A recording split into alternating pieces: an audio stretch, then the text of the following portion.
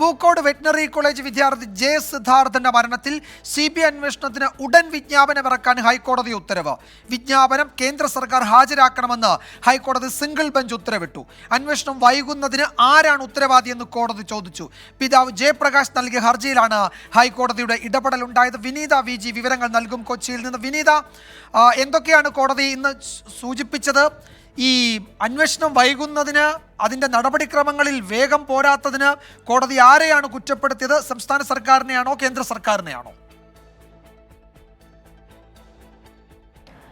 വിജയകുമാർ സൂചിപ്പിച്ചതുപോലെ തന്നെ ഈ പൂക്കോട് വെറ്റിനറി സർവകലാശാല വിദ്യാർത്ഥി സിദ്ധാർത്ഥിന്റെ മരണത്തിൽ CBI അന്വേഷണത്തിന് വിജ്ഞാപനമിറക്കാനാണ് കേന്ദ്ര സർക്കാർ അടിയന്തര നടപടി സ്വീകരിക്കണമെന്നാണ് ഹൈക്കോടതി ഇന്ന് നിർദ്ദേശിച്ചിട്ടുള്ളത്. ഈ CBI അന്വേഷണം വൈകുന്നതിൽ ആരാണ് ഉത്തരവാദിയെന്നും കോടതി ചോദിച്ചിട്ടുണ്ട്.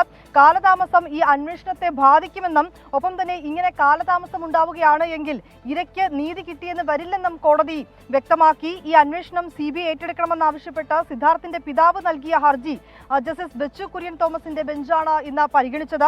ഈ കേസ് കേട്ട കോടതി സംസ്ഥാന സർക്കാർ അന്വേഷണത്തിന് ഉത്തരവിട്ടിട്ടുള്ളതായി നിരീക്ഷിക്കുകയും ചെയ്തു. ഒപ്പം തന്നെ നിലവിൽ ഇതിൽ ചില ക്ലിനിക്കൽ നടപടികൾ മാത്രമാണല്ലോ ബാക്കിയെന്നും ഇത് അന്വേഷണം ഏറ്റെടുക്കാൻ ഏതെങ്കിലും തരത്തിൽ താമസം ഉണ്ടാക്കാൻ കാരണമാണോ എന്നും ഹൈക്കോടതി ചോദിച്ചിട്ടുണ്ട്. ഈ CBI അന്വേഷണത്തിന് വിജ്ഞാപനമിറക്കാൻ കേന്ദ്ര സർക്കാർ അടിയന്തര നടപടി സ്വീകരിക്കണമെന്നും കോടതി നിർദ്ദേശം നൽകിയിരിക്കുകയാണ്. ഒപ്പം തന്നെ CBI അന്വേഷണത്തിനുള്ള ഫയലുകൾ കൈമാറുന്നതിൽ സംസ്ഥാന സർക്കാർ കാലതാമസം വരുത്തിയെന്നും കോടതി വ്യക്തമാക്കിയിട്ടുണ്ട്. കേസിൽ കേന്ദ്ര സർക്കാർ അടക്കമുള്ള എതിർകക്ഷികൾക്ക് നോട്ടീസ് അയക്കാനും കോടതി നിർദ്ദേശിച്ചു. ഈ ഹർജി ചൊവ്വാഴ്ച പരിഗണിക്കാനായി മാറ്റിയിരിക്കുകയാണ്. ഒപ്പം തന്നെ മുഖ്യമന്ത്രിക്ക് നൽകിയ പരാതിയുടെ അടിസ്ഥാനത്തിൽ അന്വേഷണം CBIക്ക് വിട്ട മാർച്ച് 9-ന് അഡീഷണൽ ചീഫ് സെക്രട്ടറി ഉത്തരവിറക്കിയെങ്കിലും രേഖകൾ കൈമാറിയിരുന്നില്ല.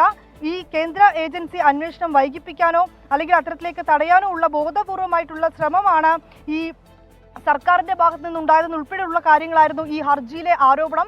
ഈ കാര്യങ്ങളെല്ലാം വളരെ വിശദമായി തന്നെയാണ് കോടതി ഇന്ന് ആ വാദത്തിൽ കേട്ടതൊപ്പം തന്നെ ഏറ്റവും പ്രധാനമായുള്ള കോടതിയുടെ ഒരു നിരീക്ഷണം എന്ന് പറയുന്നത് ഇത് തന്നെയാണ്.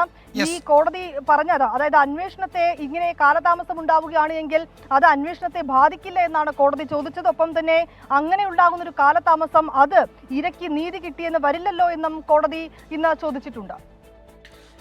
അടുത്ത സിറ്റിംഗിൽ കേന്ദ്ര സർക്കാരിൻ്റെ വിജ്ഞാപനത്തിൻ്റെ പകർപ്പ് ഹാജരാക്കണമെന്ന് കൂടി കോടതി നിർദ്ദേശിച്ചിട്ടുണ്ട്. ഹരികൃഷ്ണൻ ഇപ്പോൾ തിരുവനന്തപുരത്ത് സിദ്ധാർത്ഥൻ്റെ വീട്ടിൽ നിന്ന് ചേരുന്നുണ്ട്. ഹരികൃഷ്ണൻ, എന്താണ് പിതാവിൻ്റെയൊക്കെ ആദ്യ പ്രതികരണം? കോടതി വളരെ അനുഭാവപൂർവ്വം ആ ഹർജി പരിഗണിച്ചിട്ടുണ്ട്. അക്കാര്യത്തിൽ കുടുംബം ഉന്നയിച്ച ആശങ്ക കോടതിക്ക് ബോധ്യപ്പെട്ടു.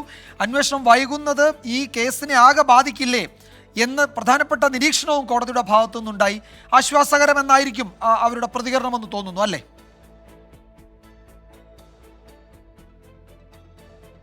തീർച്ചയായും വിജയകുമാർ, അങ്ങനെ തന്നെയാണ്. അതായത് കോടതി ഈ മകന്റെ മരണത്തിൽ അത്തരത്തിലൊരു നീതിപൂർവമായ ഒരു നടപടി എടുത്തു എന്നുള്ള തരത്തിലാണ് അച്ഛൻ നമ്മളോട് പ്രതികരിക്കുന്നത്. എന്തായാലും സിദ്ധാർത്ഥന്റെ അച്ഛൻ ജയപ്രകാശ് 24-നോടൊപ്പം ചേരുകയാണ്. അതായത് ഇപ്പോൾ ഇടക്കാല ഉത്തരവ് വന്നിരിക്കുകയാണ്. അത്തരത്തിലൊരു CBI അന്വേഷണവുമായി ബന്ധപ്പെട്ട കേന്ദ്ര സർക്കാർ ഉടൻ വിജ്ഞാപനം ഇറക്കണം എന്നുള്ളതാണ് ഈ ഉത്തരവ്.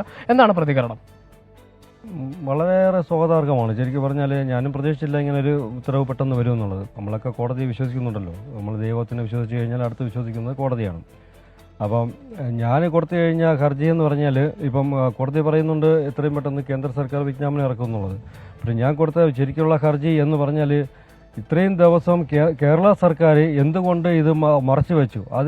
അതായിരുന്നു എൻ്റെ ശരിക്കുള്ള ചോദ്യം. കേരള സർക്കാർ എന്തുകൊണ്ട് മറച്ചു വെച്ചു? എന്തുകൊണ്ട് ഇതിനെ നീട്ടിക്കൊണ്ടുപോയി? അവർ വളരെ 9-ാം തീയതി വളരെ വ്യക്തമാണ്. ഞാൻ 9-ാം തീയതി കൊടുത്തിട്ടുള്ള ഒരു അപേക്ഷയാണ് മുഖ്യമന്ത്രിക്ക്. അവരതിനെ 10-17 ദിവസം വരെ അവർ മൂടി വെച്ചിട്ട് അവരെ രക്ഷപ്പെടുത്താൻ വേണ്ടിയില്ല. ഈ SFI നേതാക്കന്മാരെ രക്ഷപ്പെടുത്താനും അതിൽ ഉൾപ്പെടുത്തിയിട്ടുള്ള ഡീനിനെയും അസിസ്റ്റന്റ് വാർഡനെയും എല്ലാവരും രക്ഷപ്പെടുത്താനായിട്ട് അവർ പല രീതിയിലും തട്ടിക്കളിച്ചുകൊണ്ടിരുന്നു. അതിൽ ഏറ്റവും വലിയ ഉദാഹരണമാണ് ഇവിടെ ഡൽഹിക്ക് കൊടുക്കേണ്ട പേപ്പർ അവർ കൊച്ചിക്ക് കൊടുത്തു. കൊച്ചിക്ക് കൊടുക്കേണ്ട പേപ്പർ വേറെ എവിടെ കടയിൽ കൊണ്ടു കൊടുത്തു എന്നൊക്കെ പറഞ്ഞിട്ടുള്ള വാർത്ത ഉണ്ടല്ലോ. രക്ഷപ്പെടുത്താൻ വേണ്ടിയിട്ട് അവർ മുഖംമൂടി അടിയാൻ വേണ്ടിയിട്ട് എന്താ ചെയ്തത്? 3 പേരെ സസ്പെൻഡ് ചെയ്തു. അവർ സസ്പെൻഡ് ചെയ്യണമെങ്കിൽ മുതിർന്ന ആൾക്കാരെ സസ്പെൻഡ് ചെയ്യണം അതിലുള്ളത്. അതിനെതിരെയാണ് ഞാൻ മൂവ് ചെയ്തത്. അല്ലാതെ കേന്ദ്ര സർക്കാർ അതിനെ താമസിപ്പിക്കുന്നു, CBI താമസിപ്പിക്കുന്നു, ഞാൻ ആരോപിച്ചത് ആ കാര്യമില്ല. എനിക്ക് വ്യക്തമായിട്ട് അറിയാം. ഒരു വ്യക്തമായ നല്ല രീതിയിലുള്ള റിപ്പോർട്ട് കേന്ദ്ര സർക്കാരിനോ അല്ലെങ്കിൽ CBIക്കോ കിട്ടിക്കഴിഞ്ഞാൽ അതിൻ്റേതായ താമസം അവിടെ ഉണ്ട്. അല്ല, ഇന്ന് കൊടുത്തു കഴിഞ്ഞാൽ നാളെ സ്റ്റാർട്ട് ചെയ്യാൻ പറ്റുന്ന ഏജൻസി അല്ല ഇത്. അവർക്ക് അതിൻ്റെ ടൈം കൊടുക്കണം. അറ്റ്ലീസ്റ്റ് 1-2 ആഴ്ചയെങ്കിലും കൊടുക്കണം. അതുകൊണ്ട് മതിയാവും തോന്നുന്നില്ല. പക്ഷേ അത് അത്രയും അവർക്ക് പഠിക്കാനും അതിൻ്റെ പേപ്പർ മൂവ്മെൻറ്റും അത്രയും കൊടുക്കണം. ഇതൊന്നും കൊടുക്കാതെ ഏറ്റവും അവസാനം കൊണ്ടിട്ട് തട്ടിക്കൂട്ടി ഒരു പേപ്പറും കൊടുത്ത് ഞാനൊന്നും അറിഞ്ഞില്ല എന്നുള്ള കേരള സർക്കാർ കൈ കഴുകിയിട്ടേങ്ങിരിക്കുന്നത്. ഞാൻ കേരള സർക്കാർ ഇതിനെ അട്ടിമറിക്കാൻ ശ്രമിച്ചതിനെതിരെയാണ് ഞാൻ ഇതിൻ്റെ ഹർജി മൂവ് ചെയ്തത്. അല്ലാതെ വേറെ രീതിയിലൊരു മൂവ് ചെയ്തതല്ല. അവർ ഇത്രയും ലിസ്റ്റ് ഇവിടുന്ന് കൊടുക്കേണ്ട പേപ്പറുകൾ ലേറ്റാക്കി, അവിടെ കൊടുക്കേണ്ടത് ഇവിടെ കൊടുത്തു.